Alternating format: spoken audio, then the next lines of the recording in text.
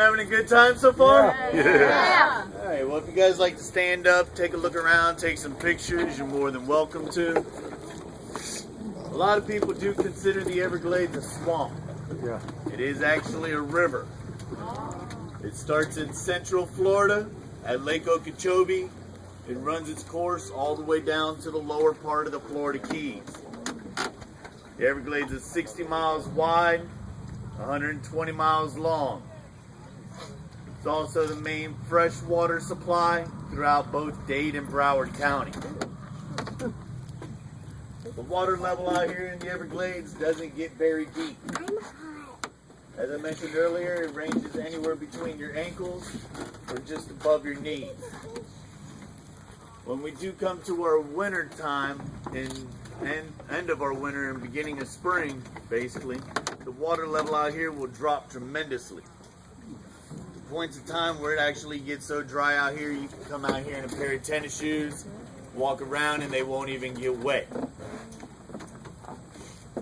At that time of year, all the wildlife out here basically swims out to that deeper canal that you see when you first come in, because that's where they'll end up finding most of their food supply.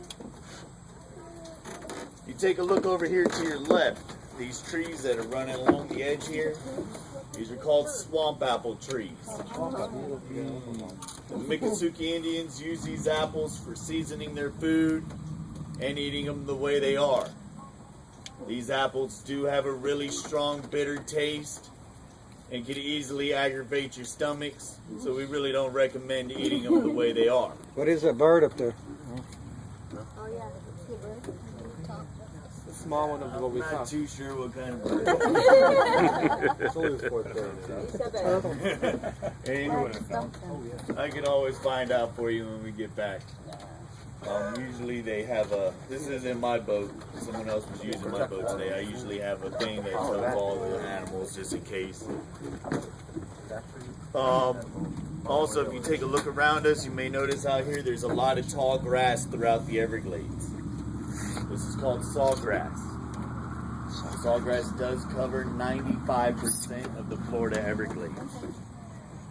The reason for the name, it does have sharp edges, just like a saw. You slide your fingers along in one direction, it is pretty smooth. Run in the opposite direction, it will easily cut your fingers just as bad as a paper cutter. Throughout southern Florida, there is approximately 1.8 million alligators. Alligators are cold-blooded and nocturnal, so they mainly come out at night to do their hunting.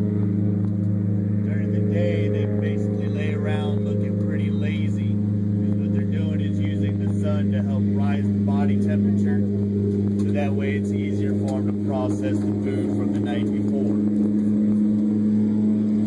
We also do have quite a few different types of snakes out here as well, such as water moccasins, coral snakes, rattlesnakes, boa constrictors, and Burmese pythons.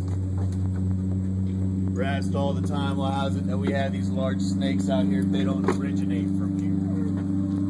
And so that is a lot of snake breeders and collectors throughout southern Florida.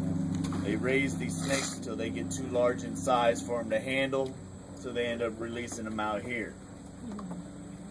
These large snakes have killed off a lot of the wildlife. So the government, about 3 years ago, passed a law to where if we do come across these snakes, we're allowed to kill them on sight or even contact Florida Wildlife and they'll come out and take care of the issue for you. From here on out, I am just going to go nice and slow through the channel. You guys are more than welcome to stand up as I go and take as many pictures as you like.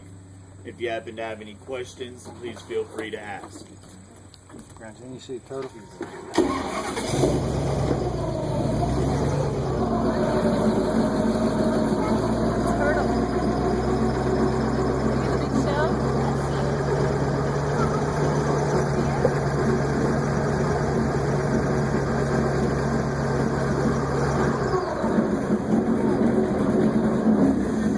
If you take a look over to your left, Right in the clump of grass there, kind of diagonal from the front side of the boat. a big there's turtle. A turtle laying up there. Big turtle. That one there is actually a yellow-bellied turtle.